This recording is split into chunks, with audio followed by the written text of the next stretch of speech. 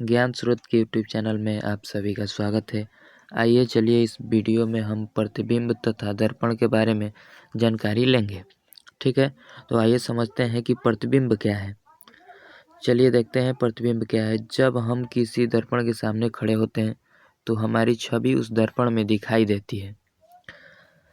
दिखाई देती हुई छवि को ही आमतौर पर प्रतिबिंब माना जाता है। जैसे कि आप यदि घर में रहते हैं तो वहाँ पर यदि आप दर्पण के सामने या आईने के सामने जब आप जाते हैं तो उस आईने में आपका छवि दिखाई देता है, तो वो छवि ही प्रतिबिंब माना जाता है। ठीक है, तो आइए इसका एक परिभाषा देख लेते हैं। किसी बिंदु स्रोत से आती हुई किरणें दर्पण से परावर्तन के बाद जिस बिंदु पर मिलती है या जिस बिंदु से आती हुई प्रतीत होती है उसे उस बिंदु स्रोत का प्रतिबिंब कहा जाता है। ठीक है, तो आइए ध्यान से इसे देखते हैं। यह कहना क्या चाहता है। परिभाषा: किसी बिंदु स्रोत से आती हुई प्रकाश की किरणें जब किसी दर्पण से टकराने या परावर्तन होने के बाद जिस बिंदु पर मिलती है या जिस बिंदु से आती हुई प्रतीत होती है उस बिंदु को उस बिंदु स्रोत का प्रतिबिंब कहा जाता है। आइए इसे एक उदाहरण से समझ लेते हैं। जैसे कि चलिए देखते हैं हम लोग। मान लीजिए कि एक प्रकाश स्रोत है। यहाँ पर प्रकाश स्रोत मान लीजिए यहाँ पर कोई व्यक्ति खड़ा है या पर कुछ भी, यहाँ पर एक दर्पण है। ठीक है, जब इस प्रकाश स्रोत से प्रकाश की किरणें निकलकर उस दर्पण पर टकराती है, उस दर्पण पर टकराती है, तब उस दर्पण में आपकी प्रतिबिंब बनती है।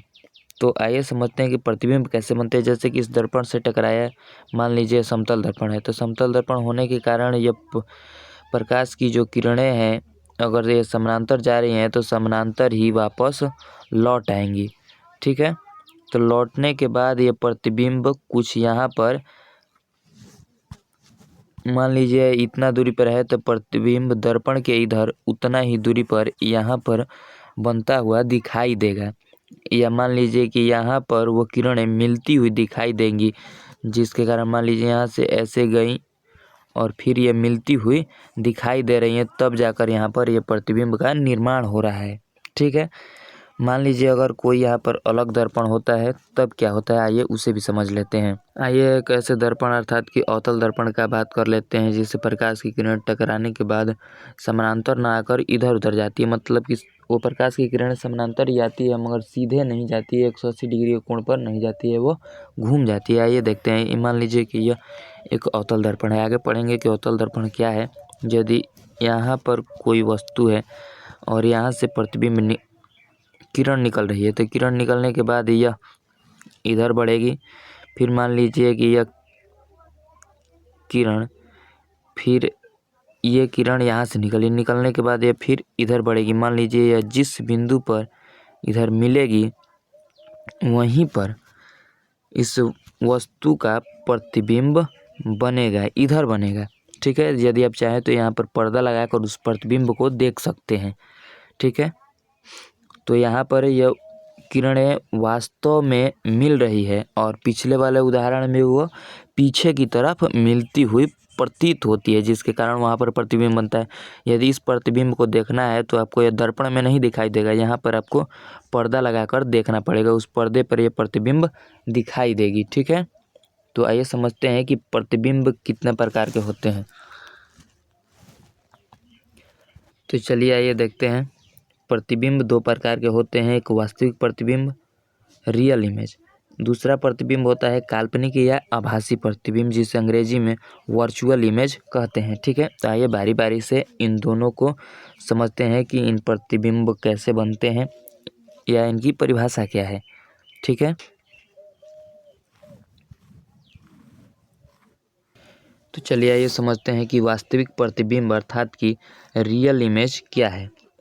तो देखिए परिभाषा इसका, किसी प्रकाश स्रोत से निकली हुई आपतित किरण किसी दर्पण से परावर्तन के बाद या फिर टकराने के बाद वास्तव में मिलती है उसे उस बिंदु स्रोत का वास्तविक प्रतिबिंब कहते हैं। ठीक है, जब हमने पिछला उदाहरण देखा था तो वह प्रकाश की किरणें यहाँ पर जाकर वास्तव में मिल रही थी।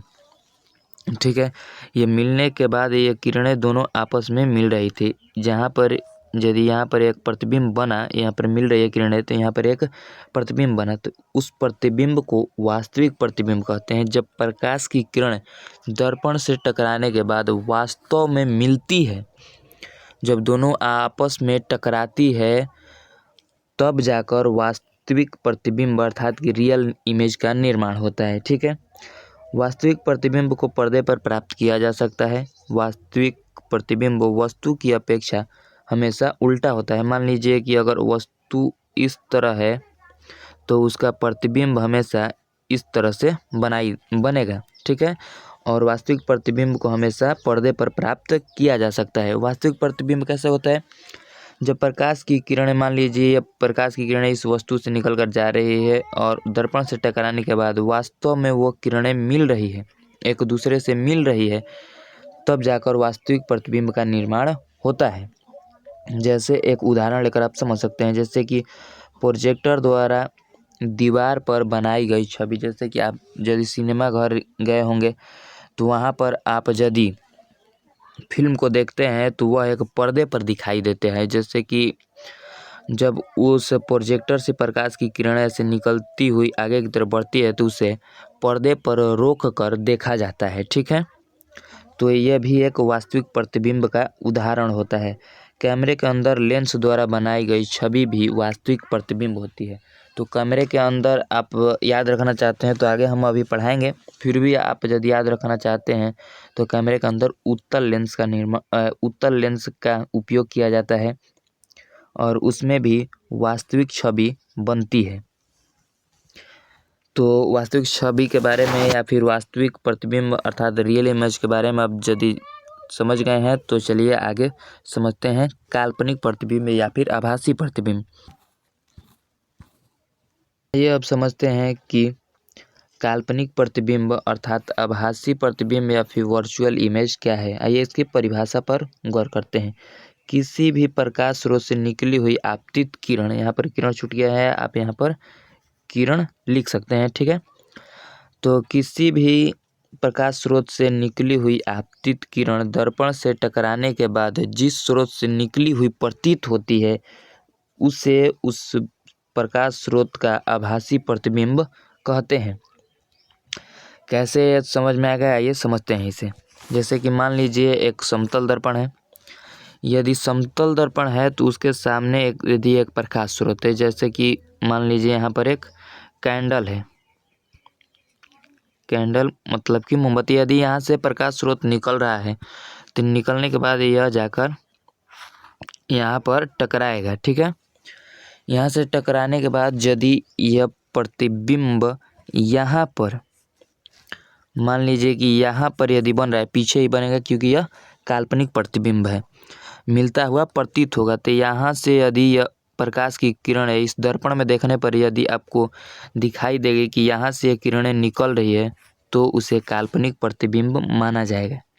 ठीक है, या फिर यदि आप एक समतल दर्पण इसे घर पर करना चाहते हैं तो मान लीजिए एक आप समतल दर्पण है घर पर होगा, वहाँ पर आप उस पर एक टॉर्च बारिएगा, टॉर्च ऑन कीजिएगा तो प्रकाश की किरणें कहीं इधर से आती हुई दिखाई देंगी। ठीक है, मतलब कि दर्पण के अंदर से आती हुई दिखाई देगी।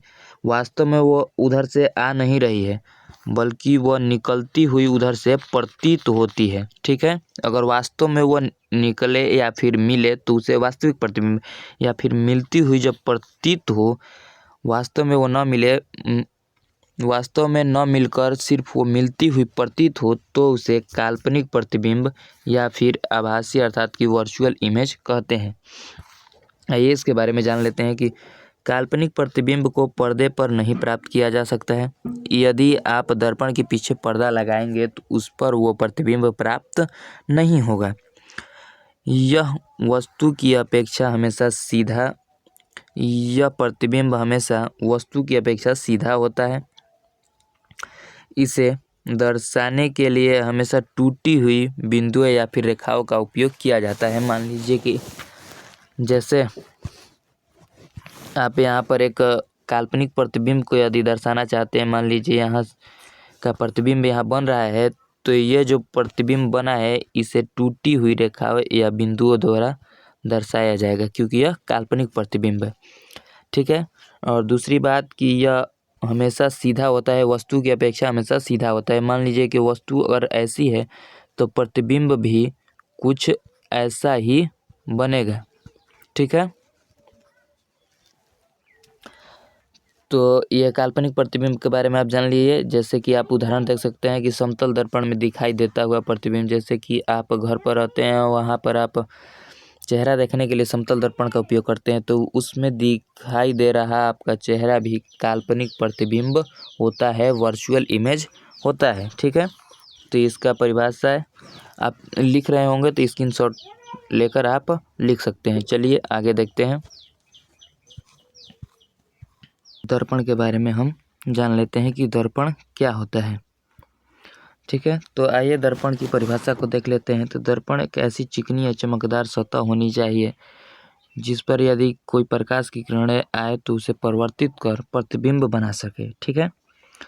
मान लीजिए एक ऐसी चिकनी या चमकदार सतह जिस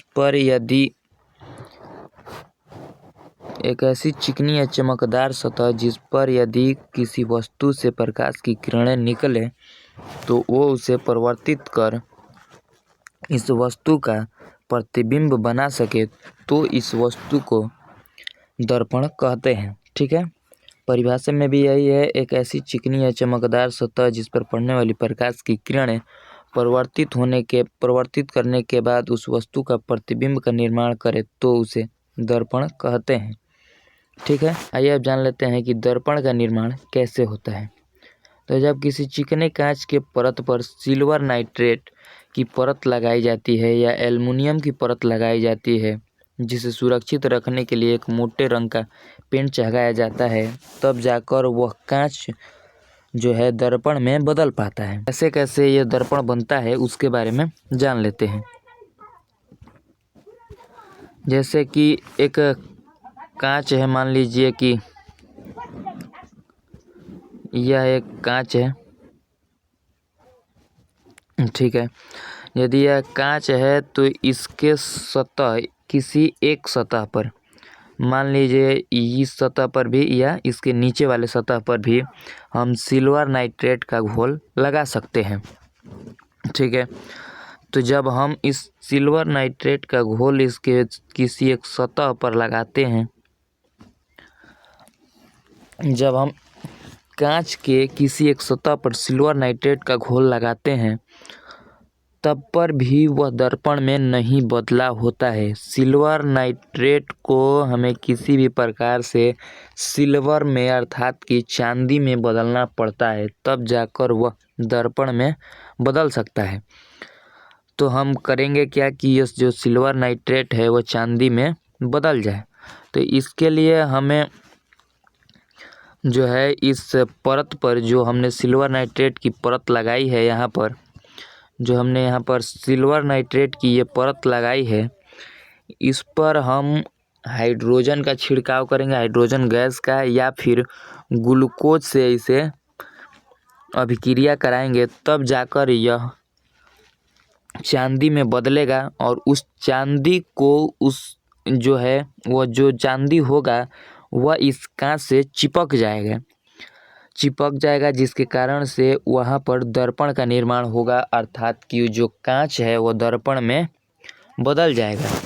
ये जो चिपका हुआ चांदी होगा उसे हमेशा सुरक्षित रखने के लिए उस पर एक मोटे रंग का पेंट चढ़ाया जाएगा। आज यदि आपके घर कोई दर्पण होगा तो देखते होंगे आपकी दर्पण के पीछे कोई रंग होता है, जैसे कि मान लीजिए हरा, लाल या फिर कोई और रंग हो सकता है, वो वही मोटा रंग होता है, उसके पीछे चांदी होती है। अब साधारणतः चांदी का उपयोग नहीं किया जाता है नॉर्मली कांचों में, नॉर्मली दर्पण बनाने के लिए वहाँ पर एल्युमिनियम का ही उपयोग किया जाता है। यहाँ पर सीधे एल्युमिनियम का उपयोग किया जाएगा। जैसे कि मान लीजिए यदि कोई दर्पण है तो उस पर मान लीजिए कि ये कांच है तो उस पर भी हम यदि एल्युमिनियम की परत लगा दें नीचे की तरफ या ऊपर की तरफ, तब यह जो कांच होगा वह दर्पण में बदल जाएगा। कई किताबों में सीधे लिख दिया होता है कि एल्युमिनियम सिल्वर नाइट्रेट की जगह पर, यहाँ पर सिल्वर नाइट्रेट न लिखकर चांदी का उपयोग किया जाता है, यह लिख दिया होता है, जबकि ऐसा नहीं होता है। यहाँ पर सिल्वर नाइट्रेट का उपयोग किया जाता है जिसे एक रासायनिक अभिक्रिया के द्वारा चांदी में बदला जाता है। ठीक है, तो यहाँ से आप समझ लिया कि दर्पण का निर्माण कैसे होता है। चलिए अब समझते हैं हम लोग कि दर्पण कितने प्रकार के होते हैं। तो आइए आप समझेंगे कि दर्पण दो प्रकार के होते हैं, प्लेन मिरर अर्थात कि समतल दर्पण, ठीक है, और दूसरा होता है गोलीय दर्पण। यह वीडियो लंबा ना हो जिसके कारण हम इसमें सिर्फ समतल दर्पण के बारे में ही चर्चा करेंगे, ठीक है। तो आइए अब देखते हैं आगे समतल दर्पण के बारे में। यदि आपको दर्पण के बारे में थोड़ी सी समझ में कोई कठिनाई आई होगी तो आप कमेंट कर सकते हैं, हम फिर से दर्पण के निर्माण पर एक पूरा टॉपिक पर वीडियो बना देंगे, ठीक है। तो चलिए आगे समझते हैं समतल दर्पण के बारे में। आइए अब चर्चा करते हैं प्लेन मिरर अर्थात कि समतल दर्पण के बारे में, कि समतल दर्पण अर्थात प्लेन मिरर होता क्या है, ठीक है। तो आइए इसकी परिभाषा को देख लेते हैं। जिस दर्पण की सतह सपाट समतल होती है तथा जो प्रकाश को परावर्तन कर सके या परावर्तित कर सके उसे समतल दर्पण कहते हैं। बेसिकली जिस दर्पण जो है, जो कोई अगर दर्पण है यदि वो समतल है, उसका सतह समतल है, यदि वो प्रकाश को परावर्तित कर रहा है तो उस दर्पण को समतल दर्पण कहते हैं, ठीक है। जैसे आपके घर में यदि आप जिस दर्पण में अपना तस्वीर देखते हैं या फिर छवि देखते हैं, प्रतिबिंब देखते हैं, उस दर्पण को समतल दर्पण ही कहा जाता है, ठीक है। वो जो दर्पण होता है वो समतल दर्पण ही होता है। तो आइए इसकी विशेषता के बारे में चर्चा कर लेते हैं कि इसकी विशेषता कौन कौन सी है। तो समतल दर्पण की विशेषता है, इसमें बनने वाले प्रतिबिंब वास्तविक नहीं होते हैं। ध्यान दीजिएगा कि इसमें बनने वाले प्रतिबिंब वास्तविक नहीं होते हैं। हमने पीछे भी बात कर चुके हैं दर्पण, जब हम लोग प्रतिबिंब पढ़ रहे थे तो वहाँ पर बात कर चुके हैं कि समतल दर्पण जो है प्रतिबिंब, काल्पनिक प्रतिबिंब का निर्माण करता है, वास्तविक प्रतिबिंब नहीं होता है। आगे चलिए, दूसरी विशेषता क्या है इसकी, कि दर्पण का उपयोग वस्तुओं को बड़ा या छोटा देखने के लिए नहीं किया जा सकता है। इस दर्पण का उपयोग वस्तुओं को बड़ा या छोटा देखने के लिए उपयोग नहीं किया जा सकता है, अर्थात ये जो है हमेशा वस्तु के आकार का प्रतिबिंब बनाता है। जैसे कि अगर इतना बड़ा वस्तु है तो ये प्रतिबिंब भी इतना बड़ा ही बनाएगा, ठीक है। तो तीसरा देखते हैं, समतल दर्पण में प्रतिबिंब की दूरी हमेशा वस्तु की दूरी के बराबर होती है। मतलब कि समतल दर्पण में जो प्रतिबिंब की दूरी होगी वो वस्तु की दूरी के बराबर होगी। कैसे समझेंगे, मान लीजिए यहाँ पर कोई एक समतल दर्पण है, ठीक है। यदि वस्तु यहाँ पर है तो प्रतिबिंब भी समान दूरी से यहाँ पर होगी। मान लीजिए कि यहाँ की दूरी x है तो यहाँ से यहाँ की दूरी भी x ही होगी, ठीक है। यदि इसकी लंबाई l है तो इसकी लंबाई भी l होगी। मतलब कि जो इस वस्तु की लंबाई l है तो इस प्रतिबिंब की लंबाई भी l ही होगी, ठीक है। आगे देखते हैं चौथा, समतल दर्पण में प्रकाश की ऊर्जा की हानि नहीं होती है। मतलब क्या है, मतलब यह कहता है कि यदि समतल दर्पण है, अगर उस पर प्रकाश की किरणें टकरा रही है तो पूरी किरणें परावर्तित हो जाएंगी। कुछ भी यहाँ पर समतल दर्पण द्वारा उसे अवशोषित नहीं किया जाएगा, उसका कोई हानि नहीं होगा, ठीक है। उसके वेग में कोई परिवर्तन नहीं होगा। वो जिस वेग से इस दर्पण से टकराएगी उसी वेग से वो परिवर्तन के बाद आगे बढ़ती चली जाएगी, ठीक है। ये होगी हमारी समतल दर्पण की विशेषताएं। यदि आप लिख रहे हैं तो आप स्क्रीनशॉट लेकर लिख सकते हैं। चलिए आगे देखते हैं इसके बारे में।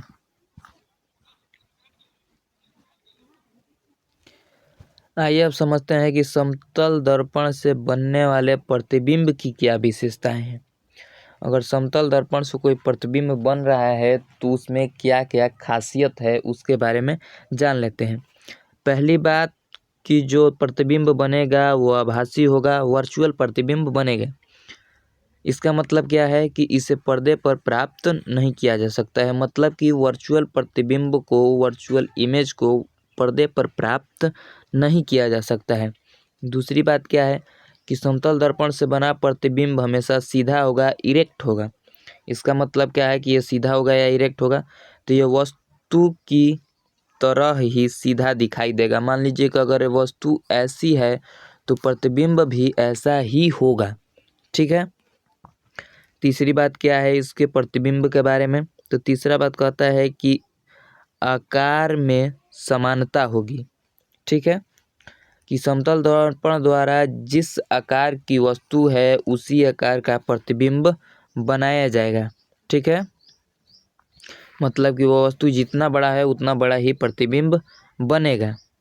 चौथी बात क्या है, वस्तु से समान दूरी पर होता है। जो प्रतिबिंब है समतल दर्पण द्वारा बनाया गया वो वस्तु से समान दूरी पर होता है, मतलब कि प्रतिबिंब की दूरी बराबर होगी वस्तु की दूरी की। इसके बारे में हमने पहले भी चर्चा कर चुके हैं पहले वाले स्लाइड में। वहाँ पर हम समझे थे कि एक जो है यदि यह एक समतल दर्पण है और यहाँ पर कोई वस्तु है तो यहाँ की जो दूरी होगी x, वो यहाँ की दूरी x के बराबर ही होगी, ठीक है। और पांचवा और अंतिम इसके दर्पण के बारे में क्या बात आती है, आइए उसे समझ लेते हैं। बाएं दाएं उल्टा होता है, मतलब कि पार्श्व परिवर्तन होता है। पार्श्व परिवर्तन के बारे में हम जानेंगे, आगे चर्चा करेंगे कि पार्श्व परिवर्तन होता क्या है। आप यह ध्यान दीजिए कि दर्पण में यदि हम दाएं हाथ को उठाते हैं तो प्रतिबिंब में बायां हाथ उठता है, ठीक है। ये हो गए इसके दर्पण की विशेषताएं। दर्पण की विशेषताएं क्या है, एक तो यह आभासी प्रतिबिंब बनाएगा, दूसरा ये सीधा प्रतिबिंब बनाएगा। प्रतिबिंब का आकार समान होगा वस्तु के आकार के, प्रतिबिंब की दूरी भी समान होगी वस्तु के दूरी के, और लास्ट और अंतिम बात यह है कि जब पास से परिवर्तन करता है, अर्थात कि दाएं का बाएं दिखाई देता है प्रतिबिंब में, ठीक है। ये हो गई इसकी प्रतिबिंब की विशेषताएं, ठीक है। आइए अब आगे बढ़ते हैं। चलिए अब समतल दर्पण के उपयोग के बारे में भी चर्चा करते हैं हम लोग, कि समतल दर्पण का उपयोग कहाँ कहाँ पर किया जाता है, कैसे कैसे किया जाता है। तो दैनिक जीवन में हम समतल दर्पण का उपयोग घरों में, बाथरूम में, सैलून में, दुकानों में आदि देखते हैं। घरों में हम जब अपना चेहरा देखने के लिए दर्पण के पास जाते हैं तो वहाँ पर जो दर्पण होता है वो समतल दर्पण ही होता है। बाथरूम में लगा हुआ दर्पण समतल दर्पण होता है। आप बाल कटाने के लिए यदि सैलून जाते हैं तो वहाँ पर भी जो है समतल दर्पण का ही उपयोग होता है, दर्पण का उपयोग होता है। दुकानों में भी समतल दर्पण का उपयोग होता है। यदि आप कपड़ा खरीदने जाएंगे तो वहाँ पर भी लगा हुआ दर्पण समतल दर्पण ही होगा। दूसरा ये इसका उपयोग कहाँ होता है, तो गाड़ियों में। गाड़ियों में इसका उपयोग कहाँ होता है, तो गाड़ी के अंदर रियल व्यू मिरर के रूप में इसका उपयोग किया जाता है। रियल व्यू मिरर के रूप में मतलब क्या होता है कि रियल व्यू मिरर जो है, यदि आप किसी गाड़ी में बैठे होंगे तो जहाँ पर ड्राइवर चलाता है गाड़ी को उसके थोड़ा सा ऊपर यहाँ पर एक दर्पण लगा होता है जिसमें वो पीछे के गाड़ियों को देखता है। यहाँ पर लगा होता है, ये मान लीजिए हैंडल है तो यहाँ पर ऊपर की तरफ एक दर्पण लगा हुआ होता है जो कि रियल व्यू मिरर कहलाता है। ये दर्पण भी समतल दर्पण होता है, ठीक है। मतलब कि गाड़ियों में भी समतल दर्पण का उपयोग किया जाता है। कहाँ पर, तो रियल व्यू मिरर के रूप में किया जाता है। और वो रियल व्यू मिरर कहाँ होता है, तो ड्राइवर के थोड़ा सा ऊपर होता है जो यहाँ पर लगा होता है। तो चलिए आगे देखते हैं इसके बारे में कि और इसका उपयोग कहाँ कहाँ किया जाता है। तीसरा इसका उपयोग किया जाता है प्रकाश के परिवर्तन के अध्ययन में। मतलब कि इसका उपयोग भौतिक लैब में भी किया जाता है प्रकाश के परिवर्तन के अध्ययन को समझने के लिए।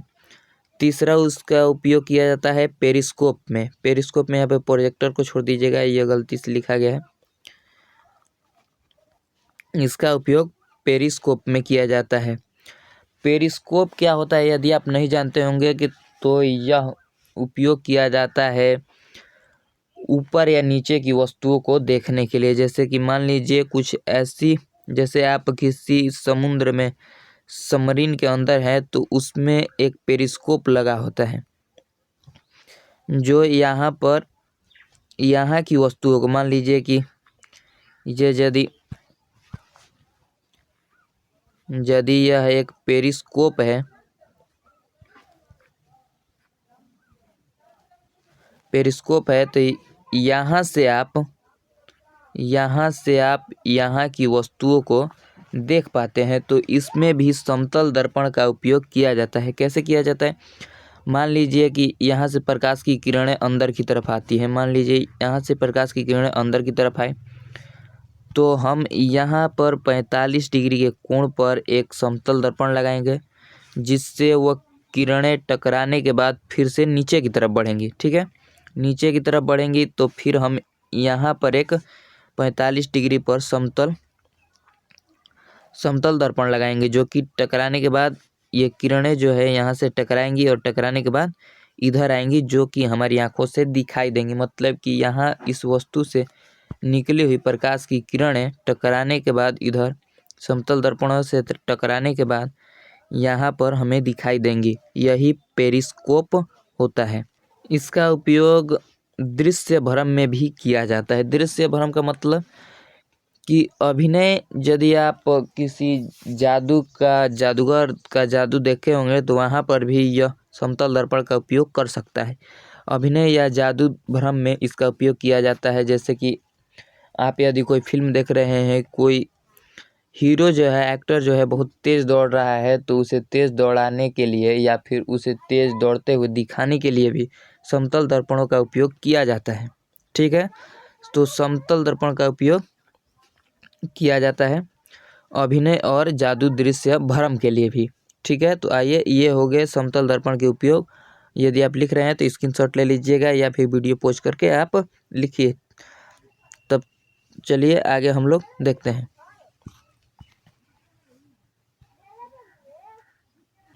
आइए कुछ समतल दर्पण से जुड़ी हुई मज़ेदार चीज़ों के बारे में जानते हैं जो आपको वास्तविक दुनिया से जोड़ता है। पहली बात क्या है? यदि कोई व्यक्ति समतल दर्पण की ओर 1 मीटर पर सेकंड की गति से बढ़ता है तो उसका प्रतिबिंब भी 1 मीटर पर सेकंड की गति से उसकी ओर बढ़ेगा। लेकिन यदि कोई दूसरा व्यक्ति इन दोनों तस्वीरों को देखता है, मतलब कि अगर वो व्यक्ति यहाँ से दौड़ रहा है उसे भी देख रहा है और प्रतिबिंब से जो व्यक्ति आ रहा है उसे भी देख रहा है, मतलब कि दर्पण में जो प्रतिबिंब बन रहा है उसे भी देख रहा है, तो उसे ऐसा महसूस होता है कि प्रतिबिंब की गति दोगुनी है, अर्थात उसे प्रतिबिंब 2 मीटर पर सेकंड की चाल से चलता हुआ प्रतीत होता है। ठीक है, ये है समतल दर्पण का जो है वास्तविक चीज़ों से जोड़ेगा। आइए इसे एक फोटो से समझ लेते हैं। जैसे कि ये यदि व्यक्ति है, यह 1 मीटर पर सेकंड की रफ्तार से आगे की तरफ बढ़ रहा है और ये जो कैमरा है यहाँ पर कोई व्यक्ति है, तो वह इस व्यक्ति को भी, मतलब कि इस दर्पण को भी देख रहा है, दर्पण में बने प्रतिबिंब को भी देख रहा है। ये भी यहाँ से 1 मीटर पर सेकंड की रफ्तार से आगे की तरफ बढ़ रहा है, ये भी यहाँ से 1 मीटर पर सेकंड की रफ्तार से आगे बढ़ रहा है। तो दोनों की अपेक्षिक गति इस व्यक्ति को इस दर्पण में मौजूद प्रतिबिंब की गति अधिक लगेगी।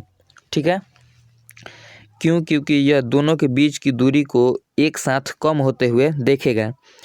कैसे? दोनों एक एक डेग बढ़ाएंगे, जिससे उसे ऐसा महसूस होगा कि ये जो प्रतिबिंब में मौजूद, जो दर्पण में मौजूद प्रतिबिंब है वो दोगुनी गति से आगे बढ़ रहा है।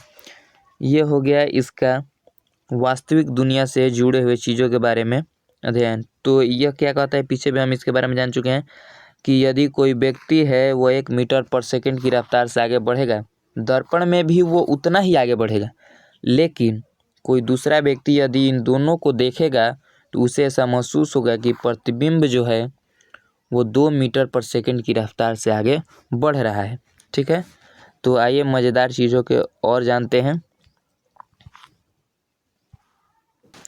दूसरा मज़ेदार फैक्ट्स जिसे हम समतल दर्पण की मदद से जान सकते हैं, यदि हम दो समतल दर्पणों को 90 डिग्री के कोण पर रखते हैं तो प्रतिबिंब दोगुना बनता है। ठीक है, इसका मतलब क्या है? मान लीजिए यह एक समतल दर्पण है,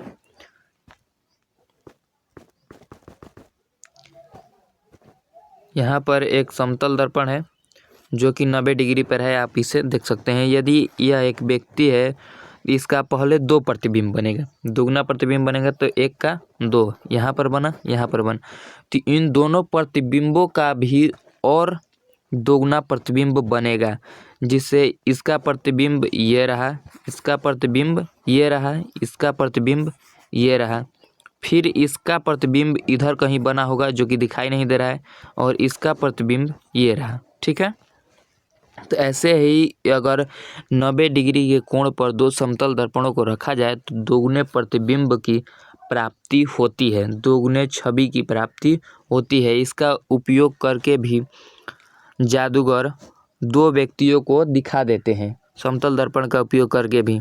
यदि आप चाहते हैं कि हम जादूगरों से रिलेटेड वो वीडियो बनाएं कि कैसे वो समतल दर्पण का उपयोग कर कैसे जादू दिखाते हैं, कला दिखाते हैं, तो कमेंट कीजिएगा, हम उस पर भी रिलेटिव एक वीडियो बना देंगे जिसमें हम समझेंगे कि जादूगर जो है समतल दर्पण का उपयोग कहाँ कहाँ कैसे कैसे करता है। ठीक है, तो आइए आगे देखते हैं।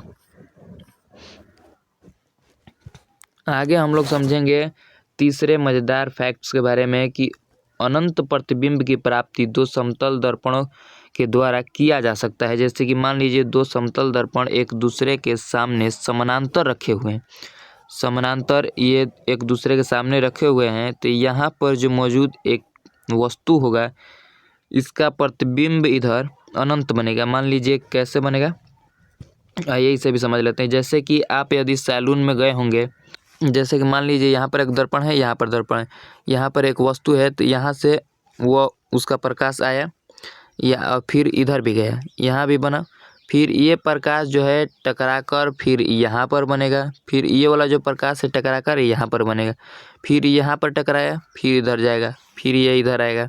ऐसे करके जो प्रकाश की किरणें हैं उस वस्तु का अनंत प्रतिबिंब का निर्माण करती हैं। आइए अब समझ लेते हैं प्रतिबिंब की संख्याएं कैसे निर्धारित की जा सकती है कोण के आधार पर।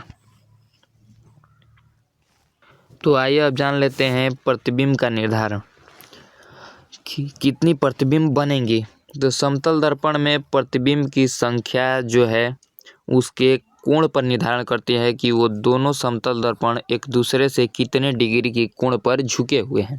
ठीक है, मान लीजिए कि उस संख्या का निर्धारण करने के लिए कितने प्रतिबिंब बनेंगे, तो पहले हम उसके बीच के कोण को निकालेंगे। मान लीजिए अगर वो 30 डिग्री है तो उसे 360 से भाग करेंगे। ठीक है, 0 से 0, 1 एकम 1, 1 दूनी 6, मतलब कि 12। अगर वो सम संख्या प्राप्त होता है, 12 एक सम संख्या है, अगर भाग देने पर 360 में उस कोण से जो उन दोनों के बीच है अगर सम संख्या प्राप्त हो तो जो प्राप्त संख्या है उसमें 1 घटा देंगे, मतलब कि 12 में जब 1 घटाएंगे तो 11 जो है वहाँ पर प्रतिबिंब की संख्या होगी, मतलब कि उसमें उन दोनों दर्पणों में 11 प्रतिबिंब का निर्माण होगा। ध्यान दीजिएगा, पर नोट कर लीजिएगा कि समतल दर्पण में प्रतिबिंबों की संख्या हमेशा विषम संख्या ही होगी, ये ध्यान दीजिएगा। कभी आप भूल जाएंगे कि सम संख्या में से घटाना है कि विषम संख्या में से घटाना है, तो ये ध्यान दीजिएगा कि हमेशा जो होगी प्रतिबिंब की संख्या वो विषम संख्या ही होगी। आइए समझ लेते हैं कि विषम संख्या होगी तो क्या करना है। मान लीजिए कि यहाँ पर कोई समतल दर्पण है जिसके बीच का कोण अगर 120 डिग्री है, तब क्या होगा समझिए। अगर 360 में हम 120 से भाग देंगे तो 0 से 0 बढ़ती हैं 36, मतलब कि 3 3 यहाँ पर आता है जो कि एक विषम संख्या है। अगर विषम संख्या हमें भाग देने पर प्राप्त होगी तो जो विषम संख्या प्राप्त हुई है वही प्रतिबिंब की संख्या मानी जाएगी। ठीक है, अगर सम संख्या प्राप्त होगी, मान लीजिए कि 4 प्राप्त हुआ तो उसमें 1 घटाकर लिखा जाएगा जो कि प्रतिबिंब की संख्या होगी। चलिए आइए एक सम संख्या का और उदाहरण लेकर समझ लेते हैं। मान लीजिए वो दोनों जो प्रतिबिंब जो दर्पण है वो एक दूसरे से 90 डिग्री के कोण पर है। कितने डिग्री के? 90 डिग्री के कोण पर। ठीक है, तो यदि यह 90 डिग्री के कोण पर है तब उस पर प्रतिबिंब की संख्या निर्धारण के लिए पहले 90 360 में हम 90 से भाग देंगे। ठीक है, 9 का 36। अगर ये सम संख्या प्राप्त होता है भाग देने पर तब हम सम संख्या में से 1 घटाएंगे। ठीक है, जो संख्या प्राप्त होगा उसे ही प्रतिबिंब की संख्या माना जाएगा, मतलब कि उतना ही प्रतिबिंब उन दोनों दर्पणों के बीच बनेगा। ठीक है, अगर विषम संख्या प्राप्त होता है, मान लीजिए 5 प्राप्त हुआ तो विषम संख्या में कोई घटाव जोड़ नहीं करना है, जो प्राप्त होगा वही रहेगा, मतलब कि उतना ही प्रतिबिंब की संख्या होगी, मतलब दोनों दर्पणों के बीच उतना ही प्रतिबिंब बनेगा। यदि किसी टॉपिक में आपका कोई डाउट है तो आप कमेंट बॉक्स में पूछ सकते हैं, हम उस पर डिटेल वीडियो बना देंगे। ठीक है, धन्यवाद। मिलेंगे अगले वीडियो में हम जिसमें गोलीय दर्पण के बारे में चर्चा करेंगे। ठीक है, तो धन्यवाद।